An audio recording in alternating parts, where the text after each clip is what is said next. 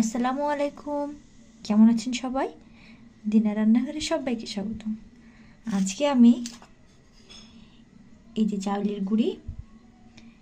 গুঁড়ি দিয়ে ধুপি পিঠে বা ভাপা পিঠে তৈরি করব। এই জন্য চাউলের গুঁড়িগুলো হালকা গরম পানি দিয়ে কিছুক্ষণ ভিজিয়ে রেখেছি। এখন এগুলো এই চালনি করে চেলে নেব।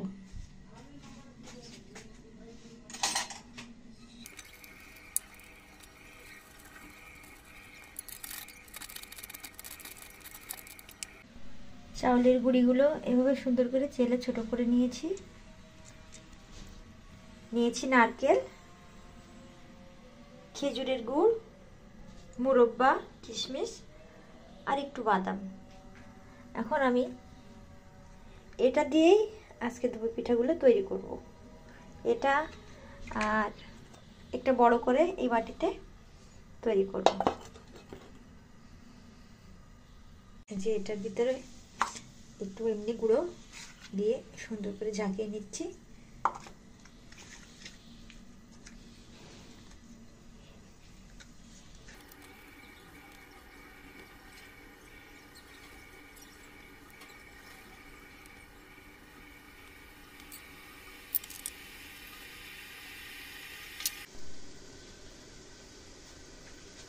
পানি গরম দিয়ে দিয়েছি, পানি উতলাচ্ছে।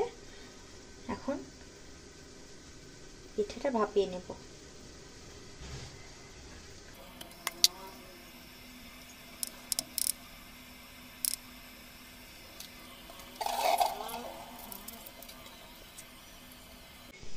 দ্বিতীয়টা তৈরি করছি।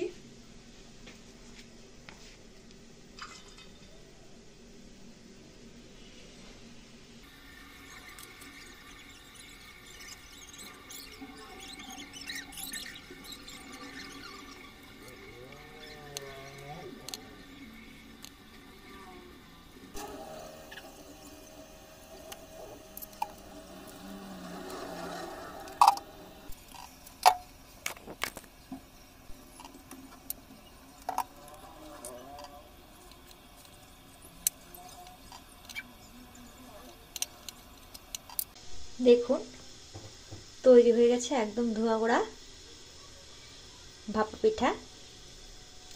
দেখতে দারুণ, খেতেও অনেক চমৎকার। আপনারা এইভাবে তৈরি করে খেয়ে দেখতে পারেন। ভিডিওটি দেখার জন্য সকলকে অনেক ধন্যবাদ।